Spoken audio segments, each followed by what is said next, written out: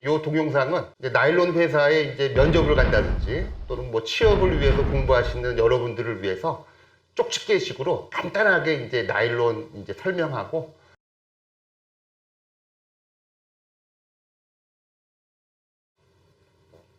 시청자 여러분, 오늘은 플라스틱 이야기 시간이고요. 나일론에서 마지막으로 네 번째 이제 동영상입니다. 그 다음에 이제 이 동영상은 혹시 그 시청자 여러분들 중에서 이제 학생 입장에서 이제 나일론 회사에 이제 면접을 간다든지 또는 뭐 취업을 위해서 공부하시는 여러분들을 위해서 쪽집게식으로 간단하게 이제 나일론 이제 설명하고 이제 나일론 이야기를 이제 엔딩 하려고 합니다. 그래서 요거는 이제 간단하게 나일론에 대한 이제 요약을 이제 보여드리겠습니다. 일단 시청자 여러분, 나일론에서는 이제 뭐 제일 먼저 캐로서스가 개발되기 때문에 나일론 더블 식스는 이제 여러분들이 우리가 이제 집어넣고 있어야 되죠. 그래서 이제 나일론의 여러 가지 시리즈 중에서 가장 먼저 개발된 1938년도에 미국 두퐁이 출시한 이제 나일론이 바로 나일론 더블 식스입니다. 그래서 이제 나일론 더블 식스는 최초의 나일론이고요.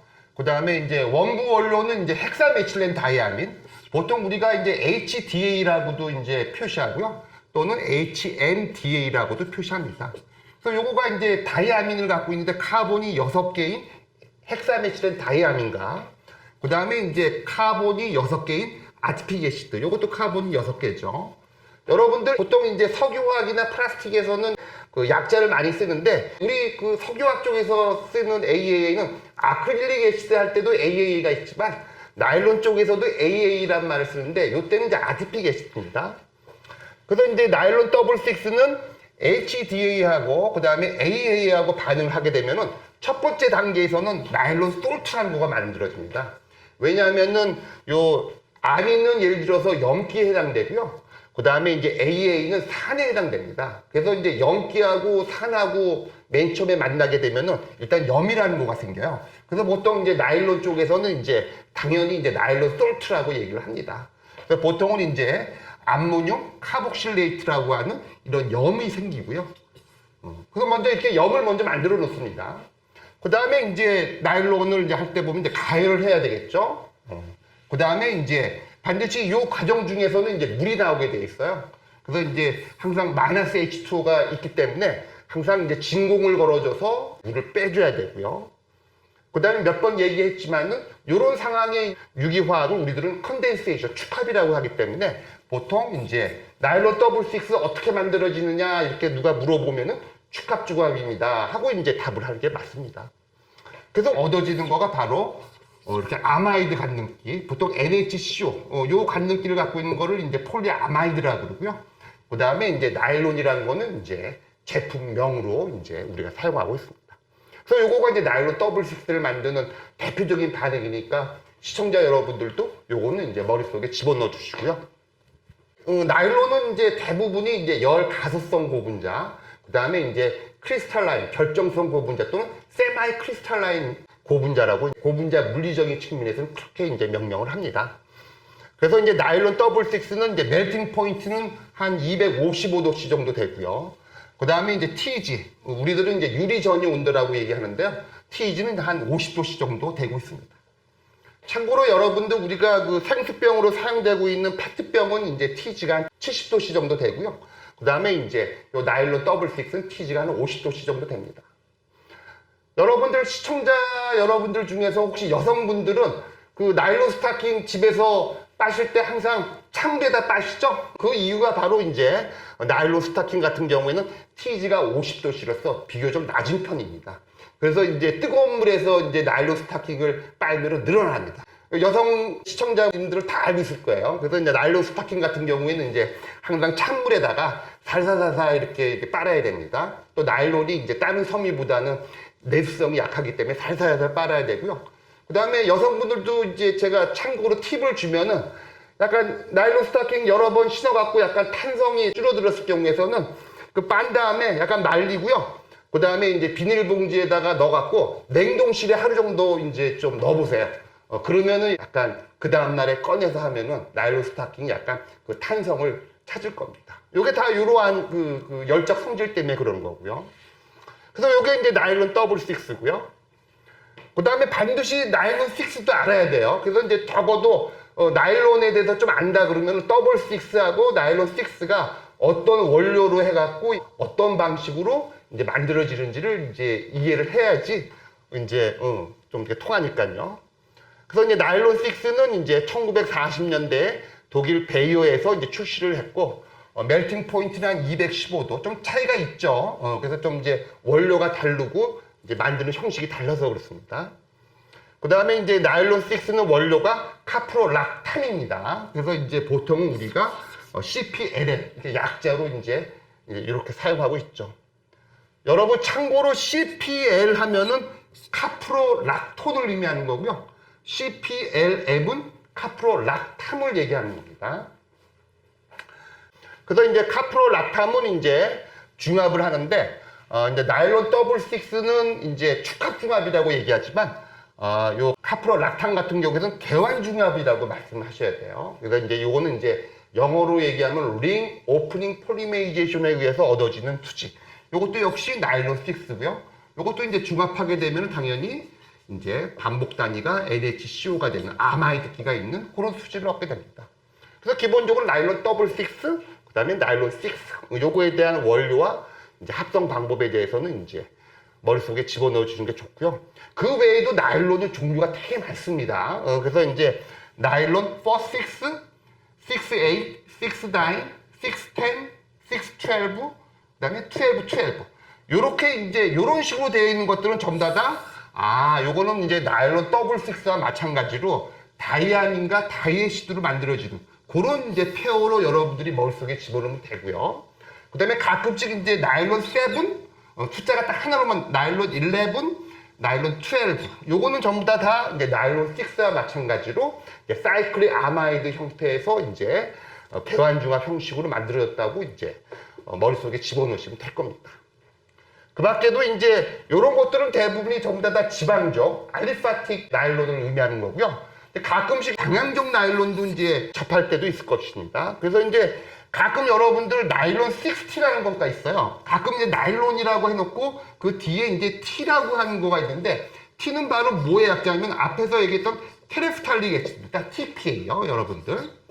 보통 폴리에스터 만들 때 사용되는 TPA를 이제 지방종 예를 들어서 다이애시드는 아디픽 애시드 대신에 테레프탈릭 애시드를 사용할 경우에 보통 이제 나일론하고 이제 T가 붙습니다. 그래서 이제 여러분들 이제 나일론 어떤 제품군에서 T라는 거가 이제 봤을 때는 T는 요거는 이제 테레프탈릭 애시드를 사용한 아마이드구나. 이렇게 머릿속에 집어넣으면 되고요. 이런 경우에서는 예를 들어서 지방종 나일론이 아니라 이제 방향종 나일론이 되는 거겠죠. 그 다음에 이제 아로마틱 다이아민이라든지 아로마틱 다이애시드를 써서 만들어지는 그런 이제 아로마틱 폴리아마이드를 우리들은 아라미드라고 얘기를 하고요. 여기에는 이제 케블라하고 노맥스가 있다는 요 정도만 알면은 이제 정도 이제 제품군을 누구한테라도 얘기해 줄 수 있을 것 같습니다. 그 다음에 여러분들 혹시 뭐 나일론 회사에 가서 면접할 때 이제 그 면접관이 여러분들한테 그 나일론이 그 저 폴리에스터하고 뭐가 다르지? 항상 얘기할 때는 반드시 해야 될 거가 나일론 하게 되면은 반드시 해야 될 거가 수소결합입니다, 여러분. 그래서 이제 아마이드 보통 여러분들 나일론 같은 경우는 구분을 할 때 보면 항상 폴리에스터하고 대비해서 구분을 해야 됩니다. 그래서 이제 그 나일론 같은 경우는 이와 같이 아마이드 갖는기를 갖고 있고요. 폴리에스터 같은 경우는 이제 에스터 갖는기를 갖고 있는데 가장 큰 차이는 요 아마이드 갖는기는 예를 들어서 수소결합을 할 수가 있고요. 요 에스터 갖는기는 수소결합을 할 수가 없습니다. 보통 이제 수소결합은 전기음성도가 높은 원자 옆에 붙어 있는 요 H가 반드시 있어야지 수소결합을 하는 것이니까 보통 시청자 여러분들도 나일론의 우수한 특성들은 대부분이 전부 다 이와 같이 수소결합, 하이드로겐 본딩으로부터 기인했다는 것을 항상 머릿속에 이제 집어넣으시고요.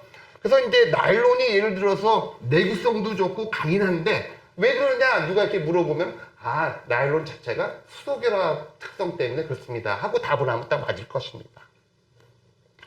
그 다음에 이제 나일론 쪽에서는 이와 같이 뭐 4, 6, 6, 8 다양한 숫자로 표기를 하기 때문에 조금 이제 물성을 추적하기가 어려울 텐데 간단하게 얘기하면은 보통 요 나일론 쪽에서 보면 요 숫자들 중에서 요 숫자가 만일 이제 작은 쪽으로 가게 되면은 예를 들어서 68, 69, 60 요쪽에서 보면은 요 뒤에 있는 숫자가 19, 8 숫자가 적게 되면요.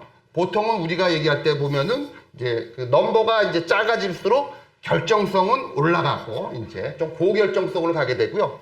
그로 인해서 멜팅 포인트, 녹린정도 올라가고 내열성도 올라가고 또 이제 기계적인 물성도 올라가는 그런 기본적인 특성이 있습니다. 그 다음에 반대로 예를 들어서 이제 숫자가 작아지게 되면은 내수성, 물에 대한 내성은 좀 떨어지는 그런 특성을 갖고 있습니다. 나일론은 너무나 특성이 우수해 갖고요. 당연히 이제 뭐 기본적으로 초창기에는 전부 다 섬유 쪽으로 많이 사용되고 있지만 지금에 와서는 나일론이라는 거는 거의 이제 엔지니어링 플라스틱급이기 때문에 다양한 산업용 자재로 많이 사용되고 있는 겁니다. 그래서 용도를 보면 뭐 의류, 가구에 들어가는 어떤 패브릭에도 당연히 쓰이는 재료고요. 그다음에 타이어 코드. 여러분들 타이어 같은 경우에서도 타이어 뼈대가 있습니다. 그 뼈대에다가 이제 고무를 이제 채워넣는 형태인데 보통 그런 것들을 이제 타이어 코드라 그러는데 타이어 코드도 역시 나일론 소재로 되어 있고요. 그 밖에 여러분들 내열성이 필요한 자동차 본네트 열면 안에 그 엔진룸이 있는데 다양한 튜브하고 호스가 있지 않습니까? 대부분 나일론입니다. 그래서 이제 자동차의 튜브, 호스 이런 것들도 들어가고요. 그 다음에 분말 코팅. 이제 보면은 이제 코팅하는 방법이 이제 솔벤트를 쓰지 않고 저 파우더를 갖고 코팅하는 방식이 있습니다. 그럴 때도 보통 이제 파우더 코팅에도 이제 나일론이 들어가고, 그 다음에 카펫 만들 때도 나일론 들어가고, 여러분들 뭐 우리 등산할 때 그 로프들 아주 강하지 않습니까? 로프들 나일론. 여러분들 벨크로 있지 않습니까? 뭐 찍찍이 같은 거, 그런 나일론. 그 다음에 이제 플라스틱으로 된 기어들, 뭐 다양한 예를 들어서 산업용 자재에 나일론이 사용됩니다. 그래서 여러분 이제 오늘로써 이제 나일론 강의를 마치고요. 하여튼 뭐 여러 가지 측면에서 나일론은 우리나라 산업 발전에 있어서도 아주 도움을 줬던 그런 소재고, 또 국내에서도 역시 나일론에 관련된 비즈니스를 하는 그런 회사들도 많고, 그래서 어떻게 보면은 나일론도 우리나라 이 석유화학이나 플라스틱 산업에 큰 기여를 했던 그런 이제 고분자라고 생각합니다.